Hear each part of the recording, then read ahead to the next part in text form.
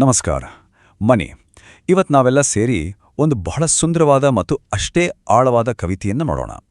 ಅದೇ ಖಾಲಿ ಸಿಬ್ಬರವರು ಬರೆದಿರುವ ದ ಬ್ಲೈಂಡ್ ಬಾಯ್. ಜಾಸ್ತಿ ಸಮಯ ತಗೊಳ್ಳಲ್ಲ, ನೇರವಾಗಿ ಕವಿತೆಯ ಒಳಗೋಗೋಣ ಬನ್ನಿ. ಕಣ್ಣಿಲ್ಲದವರ ಜಗತ್ತು ಹೇಗಿರುತ್ತೆ ಅಂತ ನಾವು ಕಲ್ಪಿಸ್ಕೊಳ್ಳೋದು ಸ್ವಲ್ಪ ಕಷ್ಟ ಅಲ್ವಾ?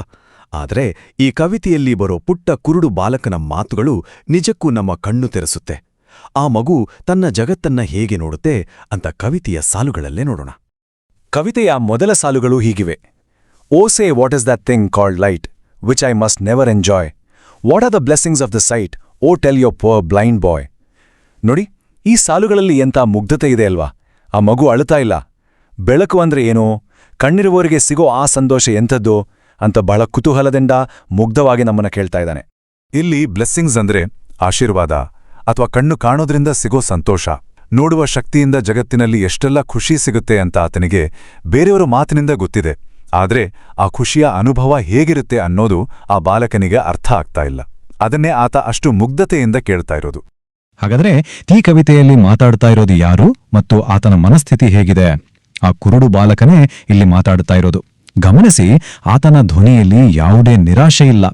ಅಯ್ಯೋ ನನಗೆ ಕಣ್ಣಿಲ್ವಲ್ಲ ಅನ್ನೋ ದುಃಖ ಇಲ್ಲ. ಬದಲಾಗಿ ಕಣ್ಣಿರುವರ ಪ್ರಪಂಚ ಹೇಗಿರುತ್ತೆ ಅಂತ ತಿಳ್ಕೊಳ್ಳೋ ಒಂದು ಪ್ರಾಮಾಣಿಕ ಕುತೂಹಲ ಮಾತ್ರ ಆತನಲ್ಲಿದೆ. ಎರಡನೇ ಪ್ಯಾರಾದಲ್ಲಿ ಆತ ಹೇಳ್ತಾನೆ, you talk of wondrous things you see. You say the sun shines bright. I feel him warm, but how can he or make it day on night. ನಾವೆಲ್ಲರೂ ಸೂರ್ಯನ ಪ್ರಕಾಶಮಾನವಾದ ಬೆಳಕನ್ನ ನೋಡ್ತೀವಿ ಅಲ್ವಾ? ಆದ್ರೆ ಆ ಬಾಲಕನಿಗೆ ಸೂರ್ಯ ಅಂದ್ರೆ ಕೇವಲ ಮೈಗೆ ತಾಗೋ ಒಂದು ಬೆಚ್ಚಗಿನ ಅನುಭವ ಅಷ್ಟೇ. ಕೇವಲ ಶಾಖ ಕೊಡೋ ಸೂರ್ಯ ಹಗಲು ರಾತ್ರಿಯನ್ನ ಹೇಗೆ ಸೃಷ್ಟಿ ಮಾಡ್ತಾನೆ ಅಂತ ಆತ ಆಶ್ಚರ್ಯದಿಂದ ಕೇಳ್ತಾ ಇದ್ದಾನೆ. ಆತನ ಗ್ರಹಿಕೆ ನಮ್ಗಿಂತ ಎಷ್ಟೊಂದು ಬೇರೆ ಇದೆ ನೋಡಿ. ಕಣ್ಣಿರೋ ನಮ್ಮೆಲ್ಲರಿಗೂ ಸೂರ್ಯ, ಬೆಳಕು ಇದೆಲ್ಲ ಬಹಳ ಸಹಜ. ಆದ್ರೆ ಕೇವಲ ಸ್ಪರ್ಶ ಮತ್ತೆ ಶಬ್ದದ ಮೇಲೆ ಅವಲಂಬಿತವಾಗಿರೋ ಆ ಪುಟ್ಟ ಬಾಲಕನಿಗೆ ಆಕಾಶದಲ್ಲಿರೋ ಒಂದು ಬೆಚ್ಚಗಿನ ವಸ್ತು ಬೆಳಕು ಮತ್ತೆ ಕತ್ತಲೆಯನ್ನ ತರುತ್ತೆ ಅನ್ನೋದು ಖಂಡಿತ ಬಿಡಿಸಲಾಗದ ಒಂದು ಒಗಟೇ ಸರಿ. ಮುಂದಿನ ಸಾಲುಗಳನ್ನ ಕೇಳಿ. My day or night, myself I make, whenever I sleep or play. And could I ever keep awake? With me, it were always day. ಎಂಥ ಅದ್ಭುತವಾದ ಮಾತುಗಳು. ಆ ಬಾಲಕ ಸೂರ್ಯನ ಮೇಲೆ ಡಿಪೆಂಡ್ ಆಗಿಲ್ಲ. ತಾನು ಆಟ ಆಡ್ತಿರುವಾಗ ಹಗಲು, ನಿದ್ದೆ ಹೋದಾಗ ರಾತ್ರಿ ಅಂತ ಆತನೇ ತನ್ನ ಜಗತ್ತನ್ನು ಸೃಷ್ಟಿ ಮಾಡ್ಕೊಳ್ತಾನೆ. ತನ್ನದೇ ಆದ ಒಂದು ಸ್ವತಂತ್ರವಾದ ಲೋಕವನ್ನ ಕಟ್ಕೊಂಡಿದ್ದಾನೆ ಆತ. ಹಾಗಾದ್ರೆ ಆ ಕುರುಡು ಬಾಲಕನಿಗೆ ಹಗಲು ರಾತ್ರಿ ಅಂತ ಹೇಗೆ ಗೊತ್ತಾಗುತ್ತೆ? ಅವಂದೇ ದೇಹದ ಚಟುವಟಿಕೆಗಳಿಂದ. ಒಂದು ವೇಳೆ ತಾನು ನಿದ್ದೆ ಮಾಡದೆ ಸದಾ ಆಟವಾಡ್ತಾ ಇದ್ರೆ ಅದು ತನಗೆ ಯಾವಾಗಲೂ ಹಗಲೇ ಆಗಿರುತ್ತೆ ಅಂತ ಆತ ಬಹಳ ಹೆಮ್ಮೆಯಿಂದ ಹೇಳ್ತಾನೆ. ಅಂದ್ರೆ ಅವನ ಟೈಮ್ ಟೇಬಲ್ ಅವನ ಕೈಯಲ್ಲೇ ಇದೆ. ಸಮಾಜ ಆತನನ್ನು ಹೇಗೆ ನೋಡುತ್ತೆ ಅಂತ ಈ ಸಾಲುಗಳಲ್ಲಿ ಗೊತ್ತಾಗುತ್ತೆ. With heavy sighs I often hear you mourn my hapless woe, but sure with patience I can bear a loss I never can know. ಸುತ್ತಮುತ್ತ ಇರೋ ಜನ ತನ್ನ ಪರಿಸ್ಥಿತಿ ನೋಡಿ ಅಯ್ಯೋ ಪಾಪ ಅಂತ ಮರುಗೋದನ್ನ, ನಿಟ್ಟುಸಿರು ಬಿಡೋದನ್ನ ಆತ ದಿನಾ ಕೇಳ್ತಾನೆ. ಆದ್ರೆ ತಾನು ಯಾವತ್ತೂ ಅನುಭವಿಸದ, ತನಗೆ ಪರಿಚಯವೇ ಇಲ್ಲದ ದೃಷ್ಟಿ ಅನ್ನೋ ವಸ್ತುವನ್ನ ಕಳೆದುಕೊಂಡಿದ್ದೇನೆ ಅಂತ ಆತ ಸ್ವಲ್ಪವೂ ದುಃಖ ಪಡ್ತಾ ಇಲ್ಲ.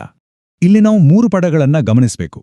ಜನರು ಆತನಿಗಾಗಿ ಸೈಜ್ ಅಂದ್ರೆ ನಿಟ್ಟುಸಿರು ಬಿಡ್ತಾರೆ, ಮಾರ್ನ್ ಅಂದ್ರೆ ದುಃಖಿಸ್ತಾರೆ, ಆತನನ್ನ ಹ್ಯಾಪ್ಲೆಸ್ ಅಂದ್ರೆ ದುರಾದೃಷ್ಟವಂತ ಅಂತ ಅನ್ಕೊಳ್ತಾರೆ.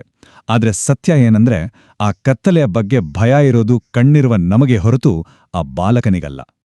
ಈಗ ನೀವೇ ಯೋಚನೆ ಮಾಡಿ, ಇಲ್ಲಿ ನಿಜವಾಗಿ ಕಷ್ಟಪಡ್ತಾ ಇರೋದು ಯಾರು? ಕಣ್ಣಿರೋ ಜನ ಆ ಕುರುಡು ಬಾಲಕನಿಗಾಗಿ ಮರುಗ್ತಾ ಇದ್ದಾರೆ. ಆದ್ರೆ ತನಗೆ ಗೊತ್ತೇ ಇಲ್ಲದ ದೃಷ್ಟಿಯ ಬಗ್ಗೆ ತಾನು ಯಾಕೆ ಚಿಂತೆ ಮಾಡಬೇಕು ಅಂತ ಆ ಬಾಲಕ ತನ್ನ ಅಪಾರವಾದ ತಾಳ್ಮೆಯನ್ನ ತೋರಿಸ್ತಾ ಇದ್ದಾನೆ. ಒಂಥರ ಜನರ ದುಃಖವನ್ನ ಆತನೇ ಬಹಳ ಸಂಯಮದಿಂದ ಸಹಿಸ್ಕೊಳ್ತಾ ಇದ್ದಾನೆ ಅನ್ಬೋದು. ಕವಿತೆಯ ಕೊನೆಯ ಸಾಲುಗಳು ನಿಜಕ್ಕೂ ಅದ್ಭುತ. Then let not what I cannot have my cheer of mind destroy. Whilst thus I sing, I am a king, although a poor blind boy. ಕವಿತೆಯ ಕೊನೆಯಲ್ಲಿ ಆ ಬಾಲಕ ಎಂಥ ಅದ್ಭುತವಾದ ಶಕ್ತಿಯನ್ನ ತೋರಿಸ್ತಾನೆ ಅಲ್ವಾ? ತನಗೆ ಸಿಗದ ವಸ್ತುವಿಗಾಗಿ ತನ್ನ ನೆಮ್ಮದಿಯನ್ನ ಹಾಳು ಮಾಡಿಕೊಳ್ಳೋಕೆ ಆತ ಖಂಡಿತ ಸಿದ್ಧನಿಲ್ಲ.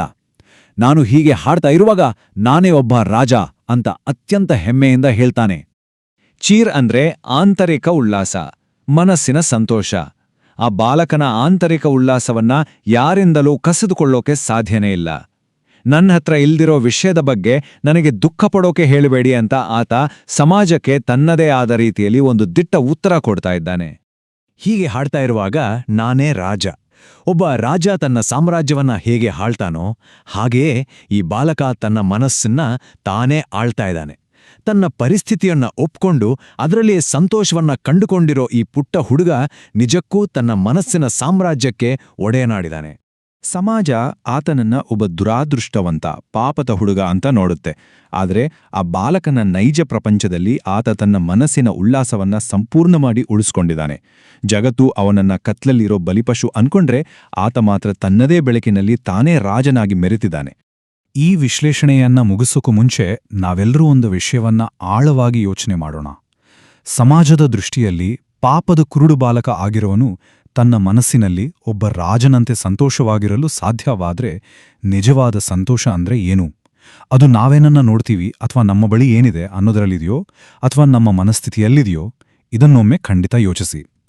ಈ ಕವಿತೆಯ ಪಯಣದಲ್ಲಿ ನನ್ನೊಡನೆ ಜೊತೆಯಾಗಿದ್ದಕ್ಕೆ ನಿಮ್ಗೆಲ್ಲರಿಗೂ ತುಂಬು ಹೃದಯದ ಧನ್ಯವಾದಗಳು.